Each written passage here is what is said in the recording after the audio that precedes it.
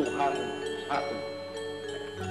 Dan kepercayaan kepada Tuhan yang satu inilah, tauhid inilah, yang menjadi api yang berkobar-kobar menyala-nyala di dalam Quran itu. Dan jikalau api ini telah berkobar-kobar dan menyala-nyala pula di dalam dadanya seseorang manusia, manusia yang demikian itu menjadi manusia yang sebagai dikatakan oleh saudara Hamka,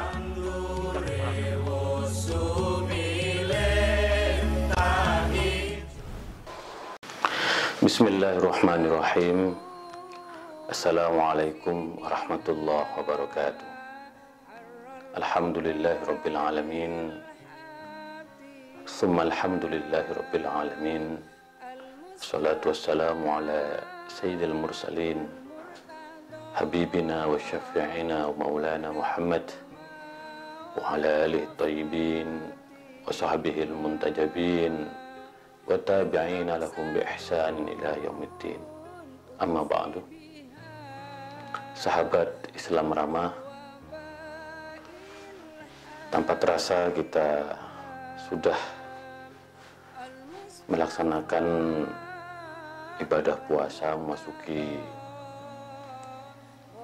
hari yang ke-10, dan tentu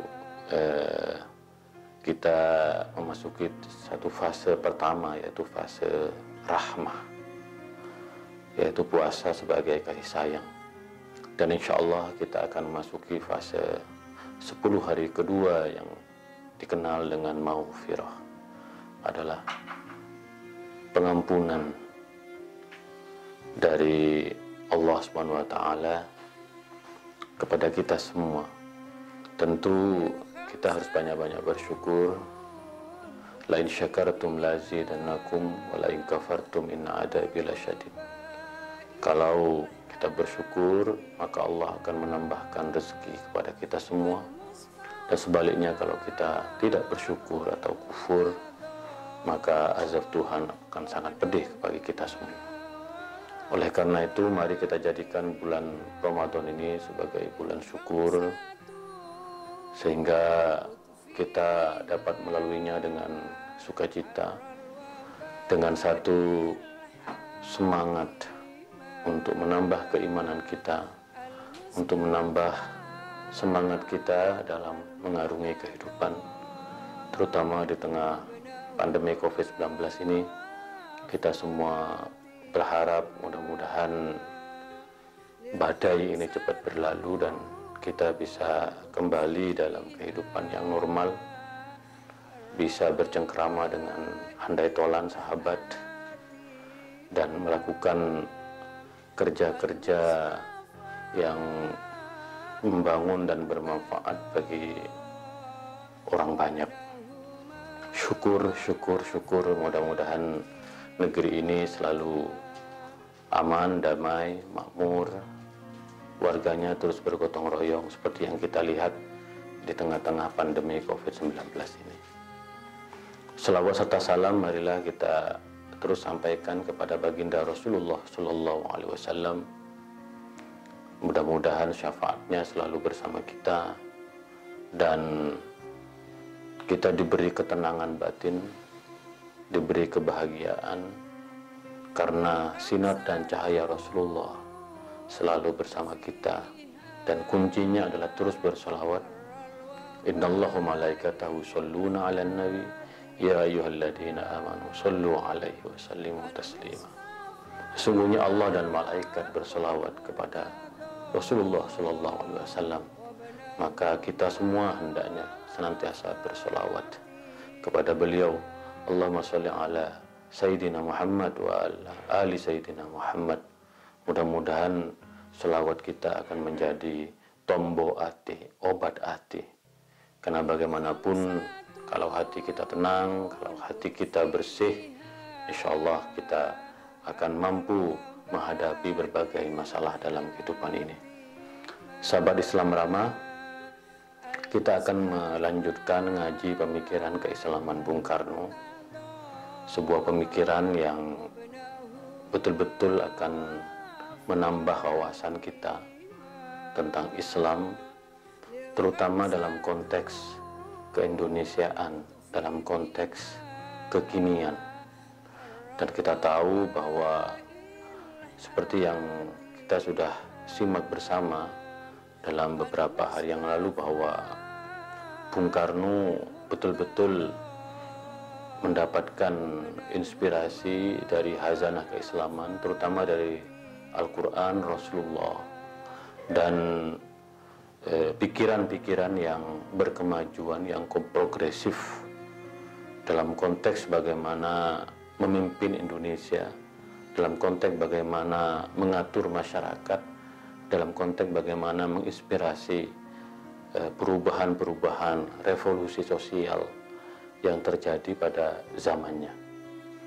Nah, ngaji kita pada sore hari ini adalah pemikiran Bung Karno yang menurut saya juga salah satu magnum opus, pemikiran yang banyak ditelaah, dibaca, dikaji, dan menginspirasi kalangan muda atau bahasa sekarang kalangan milenial, yaitu tentang memudahkan pengertian Islam yang ditulis oleh Bung Karno di Panji Islam pada tahun 1940,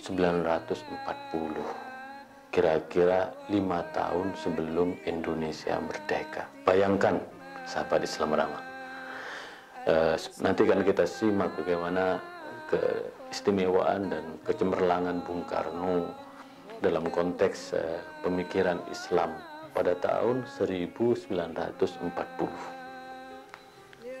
Dan pikiran-pikiran ini begitu sangat mengagumkan karena Bung Karno berpikir jauh ke depan dan berpikir bagaimana Islam hadir dalam konteks Indonesia yang beragam, Indonesia yang modern berkemajuan, Indonesia yang zaman now pada zamannya. Nah, tulisan ini muncul di tengah perdebatan adanya kaum muda yang mulai menyebarluaskan paham cinta tanah air. Bayangkan, karena 5 tahun sebelum merdeka, tahun 1940, ada lahir anak-anak muda yang mempunyai gairah pada paham nasionalisme, cinta tanah air. Nah, kita tahu bahwa ada perdebatan antara cinta tanah air atau cinta agama. Sedangkan kalangan kaum tua memandang paham kaum muda tentang cinta tanah air ini sebagai fanatisme, sebagai asobiyah.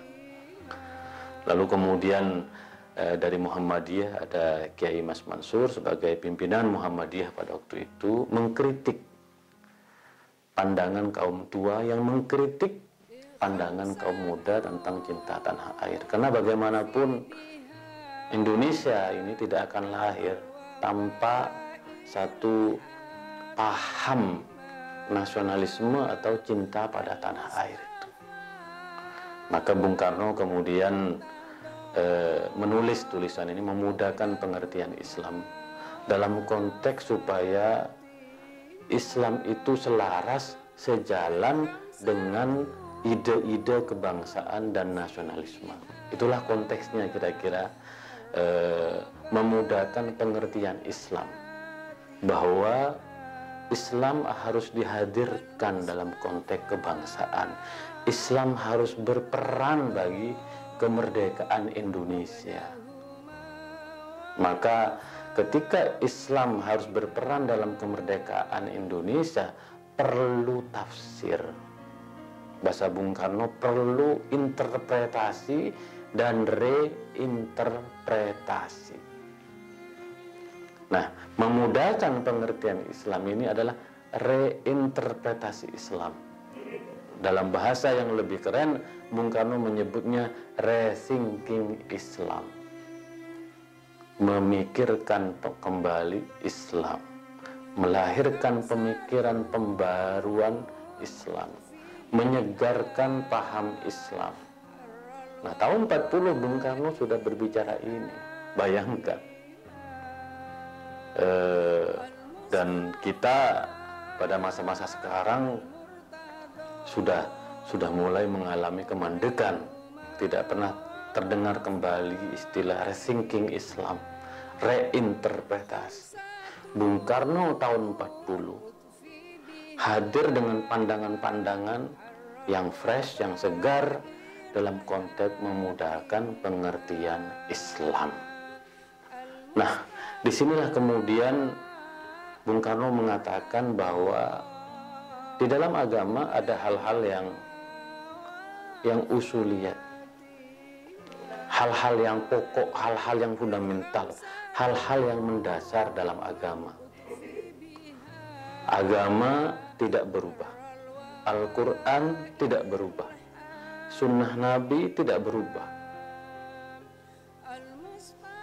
Ada hal-hal yang usuliyat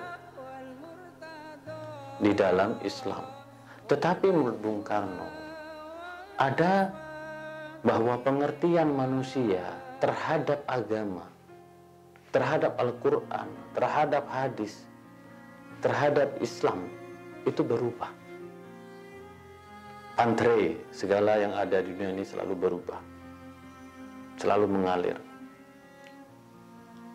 Itu satu filsafat dari Heraklitus yang selalu dikutip oleh Bung Karno.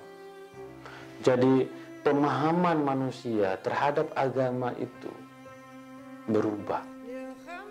Ini yang disampaikan oleh Imam Ali dalam banyak hal yang selalu dikutip dalam studi tafsir. An-nasu la yantiq walakin yantiqu bihir rijal. Bahwa teks-teks keagamaan itu tidak berbicara. Dia sudah menjadi pakem, sudah ajek. Al-Quran seperti apa yang kita baca, seperti apa kita lihat. Tetapi manusia yang hakikatnya menafsirkan, membunyikan teks-teks Al-Quran itu. Maka menurut Bung Karno, karena kita yang memahami teks, maka pengertian kita terhadap teks Al-Quran, teks kitab suci, itulah yang selalu berubah-ubah. Maka di dalam perjalanan Islam kita mengenal istilah ijtihad, yang kata Bung Karno ini menjadi salah satu dari apinya Islam. Ijtihad artinya adalah pola pikir secara sungguh-sungguh untuk memaknai kembali kitab suci dalam konteks zamannya. Maka kita mengenal dalam kaidah fikih, misalnya al-hukmu yaduru ma'la'illah wujudan wa adaman, bahwa hukum, kesimpulan hukum itu tergantung sebab musabab. Kalau sebabnya berubah, maka kemudian kesimpulan hukumnya juga berubah. Itulah ijtihad. Imam Syafi'i ketika berada di Irak membuat mazhab. Pandangan-pandangannya sesuai dengan konteks zamannya. Tetapi ketika pindah ke Mesir, beliau mendirikan mazhab baru. Maka dikenal dengan Qaul Qadim ketika Imam Syafi'i tinggal di Irak. Dan Qaul Jadid ketika Imam Syafi'i tinggal di Mesir. Itulah ijtihad. Itulah pemahaman manusia terhadap teks dan zamannya, sehingga melahirkan satu pengertian Islam yang baru, yang segar, yang relevan dan kontekstual. Maka ketika anak-anak muda, kata Bung Karno, mulai tumbuh dalam dirinya, dalam batinnya, paham cinta tanah air, itulah fakta sejarah sebagai jalan menuju kemerdekaan Indonesia. Apalagi kita tahu bahwa paham atau pemikiran tentang negara itu tidak menjadi paham yang dijelaskan secara eksplisit di dalam Al-Quran dan Sunnah, sehingga memerlukan ijtihad, memerlukan musyawarah. Nah, kita tahu oleh karena itu, kata Bung Karno, pikiran-pikiran yang visioner yang sesuai dengan konteks sekarang dan mempunyai satu teropong jauh ke depan, bahasanya Bung Karno, di hari kemudian, itulah pikiran-pikiran yang akan digandrungi oleh kaum muda. Sementara pikiran-pikiran yang mengajak ke belakang, pikiran-pikiran yang kolot, yang jumut, itu akan ditentang oleh kaum muda. Maka memudahkan pengertian Islam itu penting untuk memberikan optimisme pada kaum muda yang akan memegang estafeta negeri ini jauh ke depan. Maka sekali lagi, memudahkan pengertian Islam itu menjadi salah satu ikhtiar, salah satu ijtihad Bung Karno untuk agar Islam ini sejalan dengan kebangsaan dan konteks zamannya. Dan Bung Karno kemudian mengutip betapa visi pemikiran dan bagaimana kaum muda itu menjadi sangat penting. Bung Karno mengutip banyak ada tokoh-tokoh seperti Socrates, Aristoteles, Erasmus, Oxford, Nabi Isa, Martin Luther. Pikiran-pikiran yang jangkauannya jauh ke depan, membangun optimisme dan harapan baru bagi transformasi sosial. Walaupun pikiran-pikirannya tentu ditentang pada zamannya, tetapi pada kemudian hari betul-betul mendapatkan inspirasi. Nah, Bung Karno juga mengingatkan, jangan sekali-kali mengabaikan peran kaum muda, peran kaum milenial bahasa sekarang. Kenapa? Karena ketika Nabi berdakwah di Mekah, Nabi dikelilingi oleh orang-orang muda. Bung Karno menyebut Imam Ali, karamallahu wajhah, Imam Ali bin Abi Thalib adalah orang muda yang masuk Islam.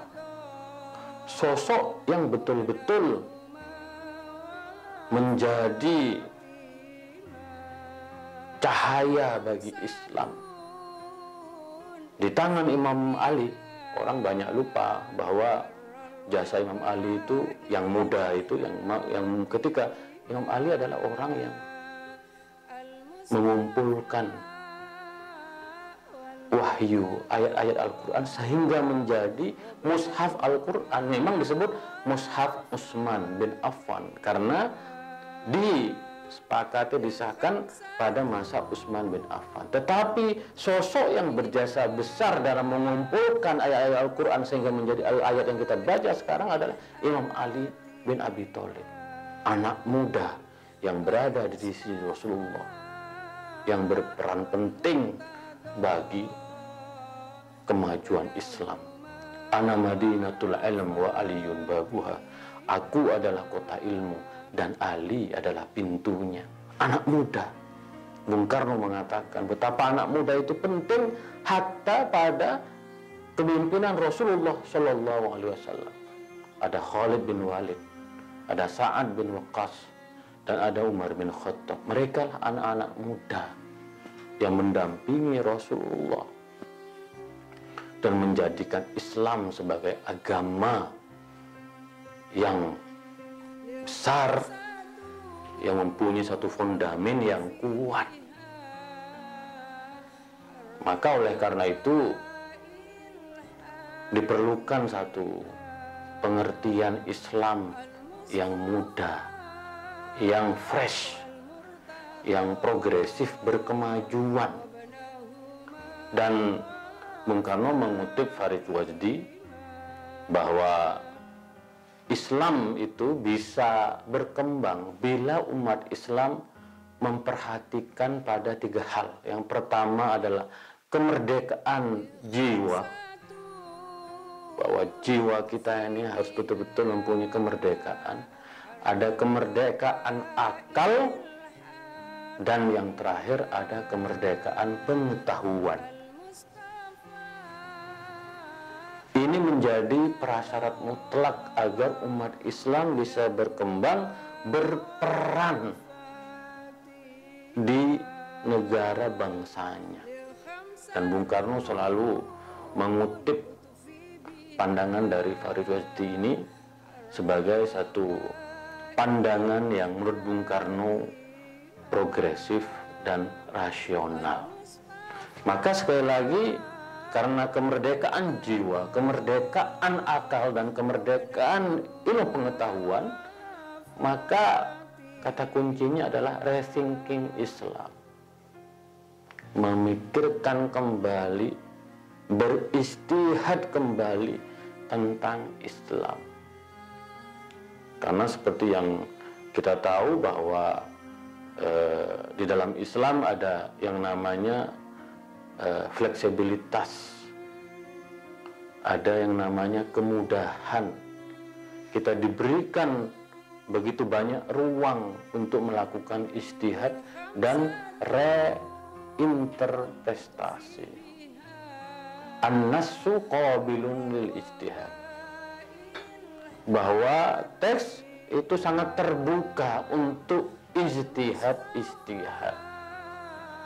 terutama dalam konteks kebangsaan, dalam konteks muamalah istimaiyah insaniyah, dalam konteks bagaimana hubungan kita antar sesama manusia, dalam konteks kenegaraan, itu memang diperlukan ijtihad, termasuk paham cinta pada tanah air, yang kemudian oleh Hadratus Syekh Hasyim Asy'ari menjadi salah satu fundamen kita dalam menjadikan Pancasila sebagai dasar negara.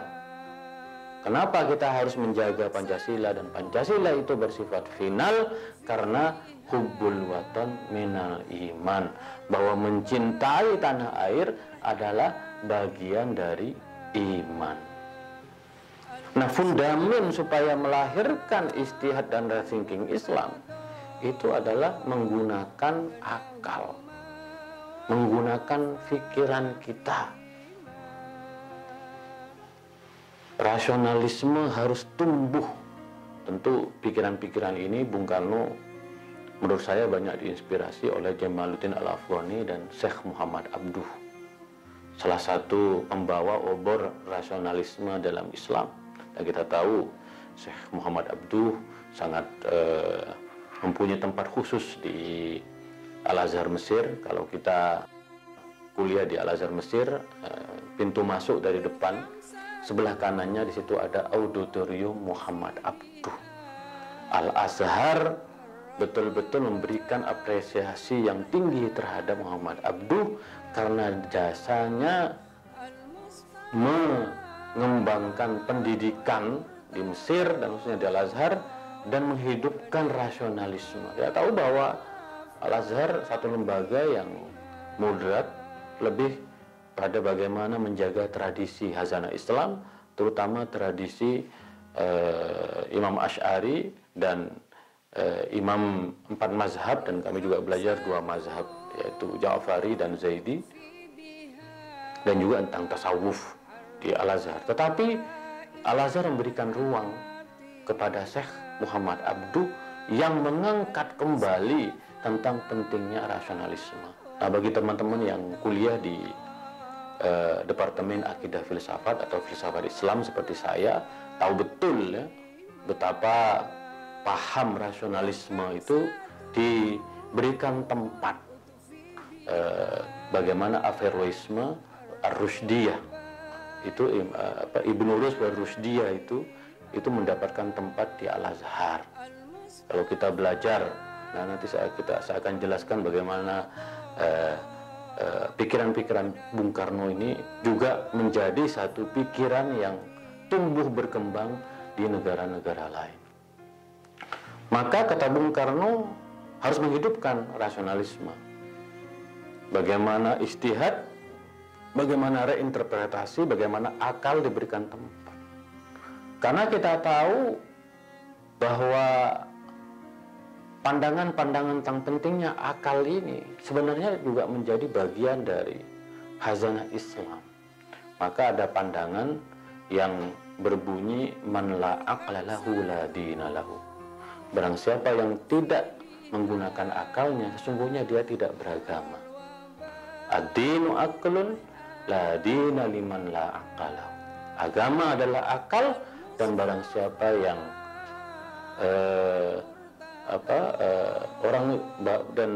orang tidak akan dianggap beragama jika dia tidak menggunakan akalnya. Saya masih ingat ungkapan-ungkapan ini yang disebut hadis, tapi para ulama juga mengatakan dhaif.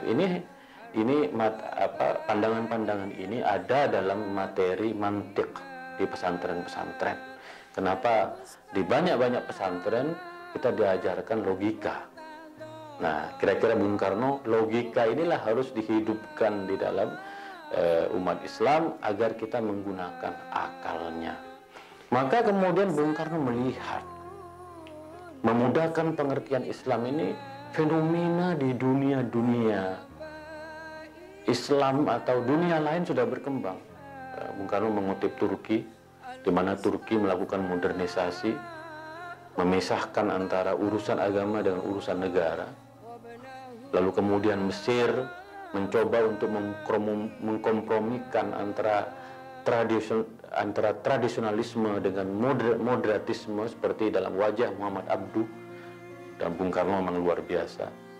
Mengutip pikiran dari Ali Abdul Razik, Al-Islam wa Usulul Hukam, lalu kemudian mengutip Tahrirul Mar'ah karya Amin yang sangat terkenal di Mesir, dan dia melihat bahwa pikiran-pikiran yang segar, istiadat-istiadat baru itu tumbuh. Bahkan di Palestina, yang kata Bung Karno berkembang pikiran-pikiran yang kolot, yang konservatif, tetapi muncul satu perlawanan untuk memudahkan pengertian Islam. Bahkan di India, ketika kelompok-kelompok Islam konservatif melawan Hindu konservatif, di India kata Bung Karno juga muncul gerakan Aligarh dan gerakan Ahmadiyah.